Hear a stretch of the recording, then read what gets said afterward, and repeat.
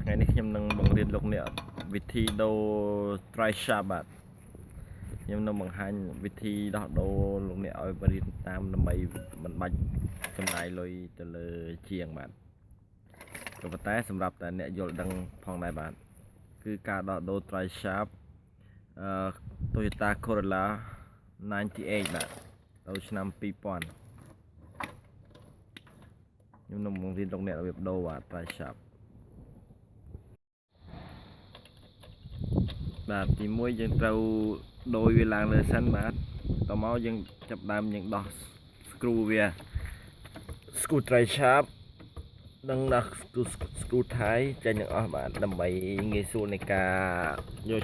shaft ចេញតាមដំណាក់កាលទី1បាទដំណាក់កាលទី1យើងត្រូវធ្វើរបៀបហ្នឹង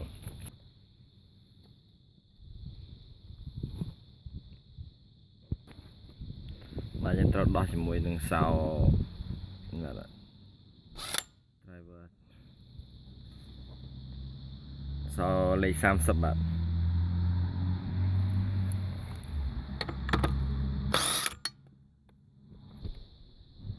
បាទបន្ទាប់មកយើងត្រូវដោះខ្ចៅបូមឯបាទត្រូវដោះវាចេញ1 2ហើយយើងត្រូវដោះអាដុំវាក្រោមដើម្បីកលៀសដកវាចេញបាទ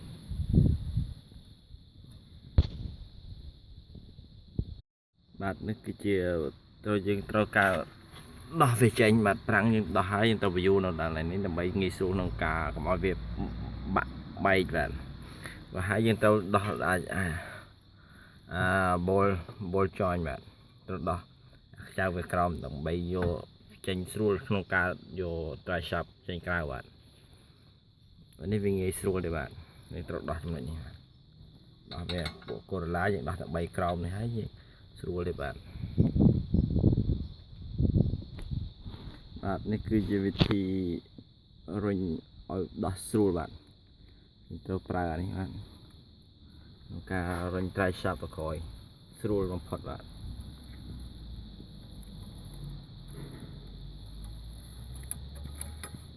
ស្រួលបាទឃើញទេអស់លោកអ្នកនាងកញ្ញា very easy លោក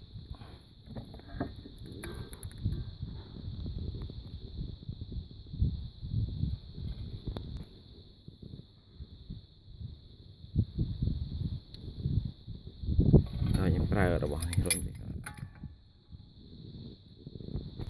នេះគឺជានៅជាប់នឹង gearbox បាទតែជាប់នឹង gearbox ខ្ញុំនឹងបង្ហាញលោកអ្នកអំពីដោះកោះវាចេញបាទតិ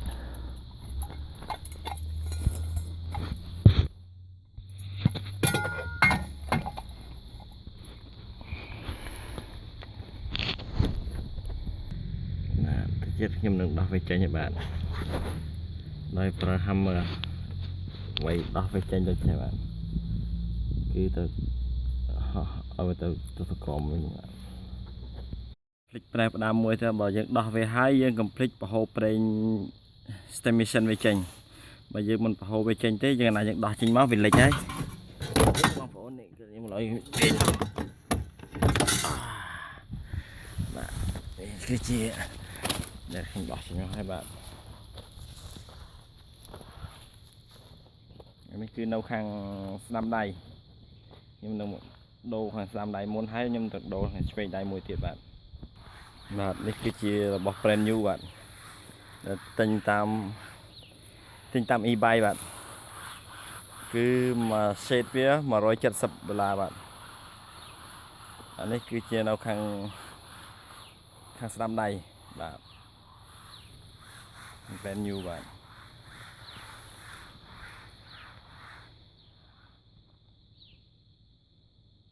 $170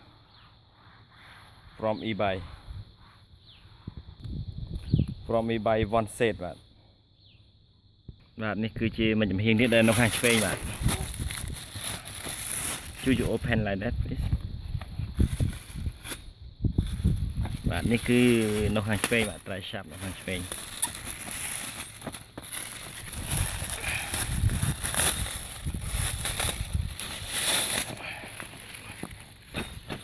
នេះខាងឆ្វេងបាទ one set បាទ brand new very cheap នេះគឺជាការបង្ហាញនៃការដាក់ចូល dry shaft ថ្មីបាទខ្ញុំនឹងបង្ហាញលោកអ្នកពីរបៀបដាក់ dry shaft ថ្មីចូលបាទគឺដាក់ចូលតាមរបៀបដូចយើងយកចេញដូចគ្នាទេបាទស្រួលទេខ្ញុំដាក់របស់ថ្មីចូលវិញហើយខ្ញុំនឹងចាប់ដើមដាក់ប្រាំងដាក់អីចូលវិញអស់ហើយបាទបន្តិចទៀតនឹងហើយបាទ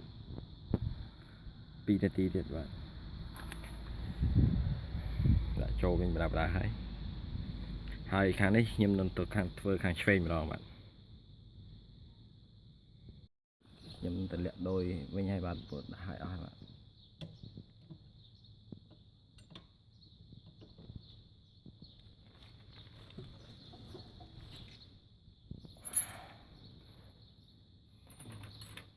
បង្ហាញលោកអ្នកអំពីដូរខាងឆ្វេងម្ដងបាទពីមុនខ្ញុំដូរខាងស្ដាំហើយលោកខ្ញុំមកដូរខាងឆ្វេងបាទ Corolla ឆ្នាំ98ដែរបាទគឺ dry shaft left and right now I change right finish now I change the left okay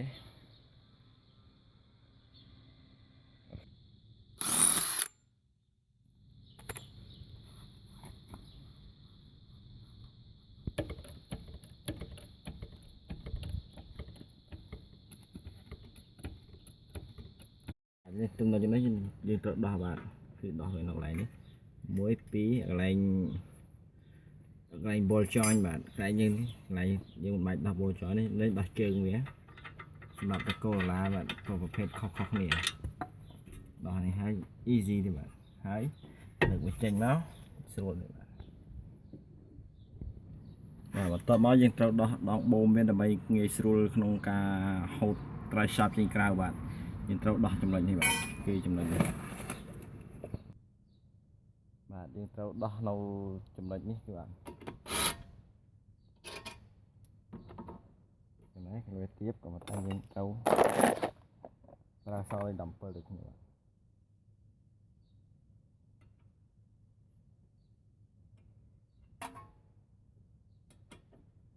នេះបាទ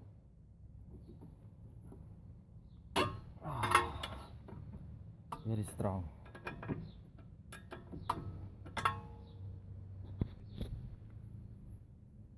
ហាំមើលបាទវាតិចអត់ចាអូខេហើយពួតឲ្យយកក្រម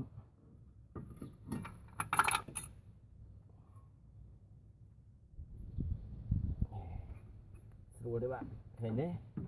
ងាយយកចេញបាទស្រួលបំផុតបាទបើយើងយល់បាទអានេះយើងនឹងប្រើអានេះសម្រាប់កោះវាចេញវាក្នុងបាទ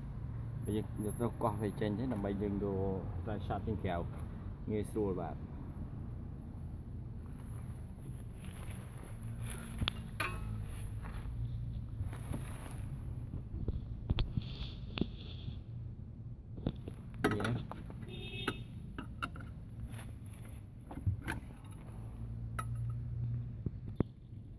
បាទឥឡូវខ្ញុំនឹងដោះវាចេញបាទ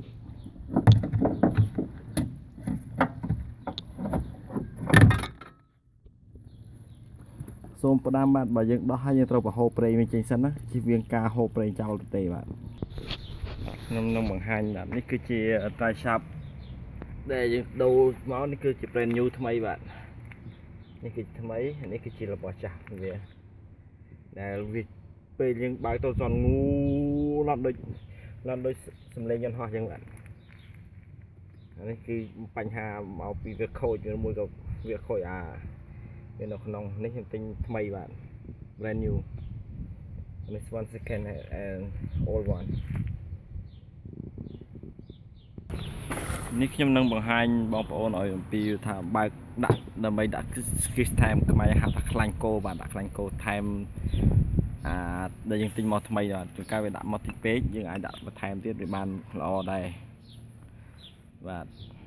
ដាក់ខ្លាញ់គោបាទ Chris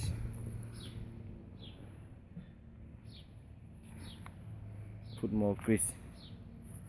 inside នេះlàយើង នេះយើងបើកដាក់ខ្លាញ់គោបន្ថែមមកដាក់ខ្លាញ់គោថែមដើម្បីឲ្យវាច្រើនតិចបាទឥឡូវខ្ញុំនឹងដាក់វាចូលវិញហើយបាទដាក់បដៅហើយមកភ្លេតទៀតហើយបាទមកខាងយ៉ាងយូរ10នាទីបាទទាំងដោះទាំងដាក់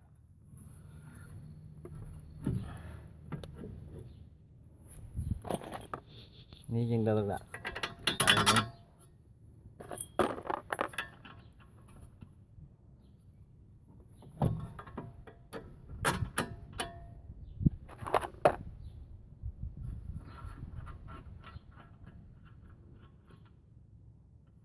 ឥឡូវនេះខ្ញុំនឹងបង្ហាញលោកអ្នកបាទនេះឥឡូវខ្ញុំធ្វើហើយបាទឥឡូវខ្ញុំនឹងបើកសាកល្បងមើលតើវាលឺសំឡេងមុនអត់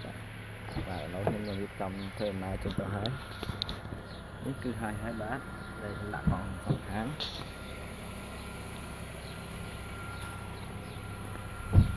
ឥឡូវខ្ញុំនឹងឡើងបើកសាកតើមើលតើសំឡេងវាលឺអត់បាទសូមអរគុណដែលបានទស្សនាពី